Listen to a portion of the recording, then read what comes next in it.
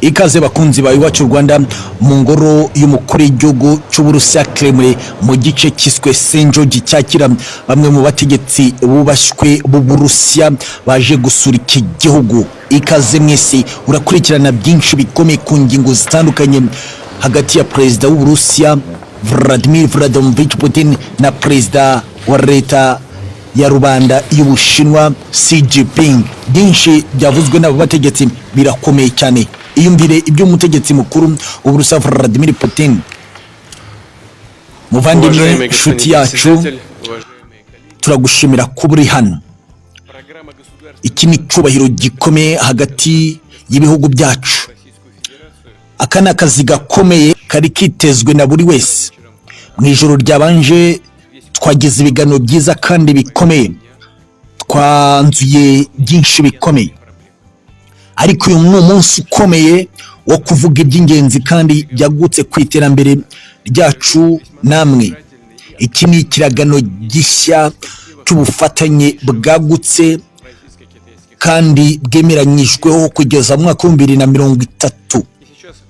Ni ikiragano cyo kurebera hamwe izamuka ry'ubukungu hagati yacu kandi no kurebera hamwe ibitandukanye mu isi. Dufite kwagura amarembo magari nk'ibihugu biri mu bikomeye, turavuga mu bijyanye n'ubukungu.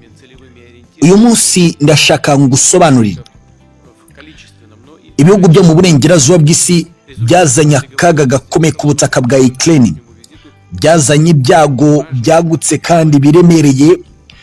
Batangira uyu munsi ndabihamya bigendanye n'amakuru y'ubutasi bwacu, bari gukoresha nucleaire. Ibyo ni bigaragaza ko uburengerazuba bw'isi mu migambi bufite ari ugusenya Uburusiya. Ibikorwa byose byarakoreshejwe kugira ngo twemere ibiganiro bigamije amahoro mbere y'uko ibintu bigera. Ariko kubera ko uburengerazuba bw'isi hari undi mugambi bari bafite, bagiye cyane batambamira ishakishwa ry'ibiganiro bigamije amahoro. Uburusiya twanze kuryama, duhagarara nk'abagabo ku mirongo y'imbere ku rugamba duhangana n'umwanzi. Kugeza uyu munsi ibihugu byo mu burengerazuba bw'isi umunsi ku munsi byohereza amatoni ibihumbi n'ibihumbi by'intwaro ziza guhangana natwe ndetse no gukora ibitero byagutse ku butaka bw'Uburusiya. Gusa nk'abana b'igihugu b'Uburusiya turyama ku butaka bwacu. Impamvu tubivuga, ntabwo iterambere turi kuvuga twemeranyijeho rikomeye ry'amamiliyari hagati yacu mu bucuruzi no mu bindi bishobora kugerwaho mu gihe urwuka nk'ubu rukururwa n'inkozi z'ibibi zo mu burengerazuba bw'isi rwaba rukiriho. Ibikorwa byabo mu burengerazuba bw'isi bigamije kubangamira ituze n'umutekano by'Uburusiya ndetse n'Ubushinwa. Ngendanye n'ibyabereye kuri Taiwan, ni ibihe by'umwijima bigenda bihimbwa nabo mu burengerazuba bw'isi, bakashaka kutugerekaho ibitarigeze bibaho mu rwego rwo kugira ngo bisiga isura nziza mu batuye isi.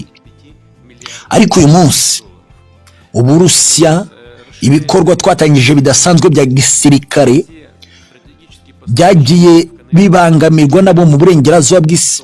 Twinjiye tuvuga ko tugiye guhagarika ubwicanyi, ko ariko kuri, ariko twarabangamiwe muri ibyo bikorwa bigamije amahoro muri Donbass. Abo mu burengerazuba bw'isi amanywa na nijoro bashatse kutwitambika. Twebwe nk'Abarusiya bafite icyo bagamije twababereye ibamba, tubabwira ko bikorwa nk'ibyo byo kutubangamira bidashoboka. Uyu munsi bavuga ko twatangije intambara ku butaka bwa Ukraine, ariko ibikorwa twari turimo bya gisirikare nibyo babangamiye. Kugeza uyu munsi ho twemeye gukora ibikorwa bigamije kwirwanaho k'Uburusiya. Niba uyu munsi bashobora kohereza amatoni ya nucleaire, ingufu kirimbuzi, bivuze iki? Bivuze ko natwe tugomba gushaka ingufu nk'izo kandi n'izisumbuye aho kugira ngo tubereke ko ibikorwa bagamije ku Burusiya bidakunda. Ibyo ni byo uyu munsi biri gutuma inzirakarengane ibihumbi n'ibihumbi bya Ukraine mu gisirikare bihatakariza ubuzima, kuko ibitero shuma buri munsi bakora ndetse n'intasi nyinshi dufata mu biganza byacu zigamije gushaka uburyo zitega ibiturika byo guhitana Abarusiya, byose ni imigambi mibi tudafite guhindura uyu munsi, kuko turashaka kurinda abaturage ba Donbasi. Bose bakeneye ubuzima bwiza bugendanye n'ituze ku mutekano turi kubashakira, ariko ugerageza wese kubangamira ituze n'umutekano by'ibice ubwabyo byihitiyemo, ndavuga abaturage b'ibice bitandukanye byahoze ari ibya Ukraine, komekwa ku Burusiya. Bakeneye umutekano nk'uw'Abarusiya ku butaka bw'Uburusiya. Niyo mpamvu ibikorwa byacu byagutse. Ndavuga ibi kandi ngendeye ku bushobozi umuryango w'ubutabarane mu bya gisirikare wabo mu burengerazuba bw'isi ukomeza umunsi ku munsi kohereza abacancuro bagamije kutwitambika. Nta kindi dushobora gukora, ni iminwa y'imbunda ikora, ni urusaku rw'ibiturika rugira ingaruka ku benegihugu ba Ukraine. Ndavuga ibi kubera ko bafashe ibihano byagutse ku Burusiya, ndetse n'Ubushinwa babuvuzemo ko bugira uruhare rukomeye mu kudutera inkunga kubera propagande mbi zabo, bavuga n'ibinyoma gusa. Ndakubwira ko ubufatanye bw'Uburusiya n'Ubushinwa mu kiragano gishya cyo kwirwanaho mu bwubahane byabakitije bo ubwabo. Batekereje gukomeza gushaka uburyo bagirira nabi Uburusiya, ariko ibyo byose bisamye basandaye uyu munsi, banga ibiganiro bigamije amahoro mu gihe twebwe twabishakaga, kugira ngo Ukraine yumve ingingo twashyize ku meza y'ibiganiro.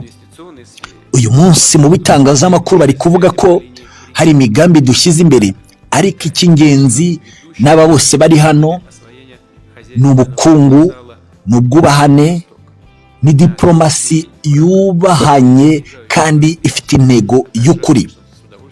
Nyakubahwa Perezida wa Repubulika ya Rwanda y'Ubushinwa, ndagushimira cyane.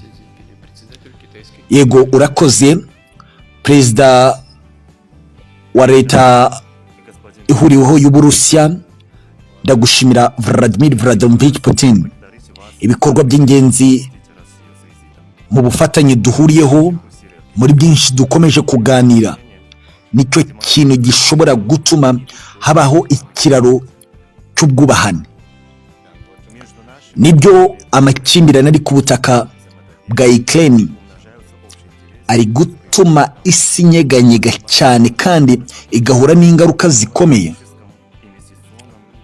Twebwe nk'Ubushinwa, uruhande twafashe isi iraruzi. Ibirenze ibyo, twanashyizeho uburyo bwo gukemura amakimbirane ari hagati yanyu. Ibyo twakoze ni ugushakira isi umutekano, ndetse n'izo ngaruka zigera mu batuye isi zikagabanuka yewe zikavaho. Ariko ugerageza kuvuga ko ashaka gushyira ku butaka abandi akajya mu bicu, uwo nkeka ko arimo arakora ibitari byiza.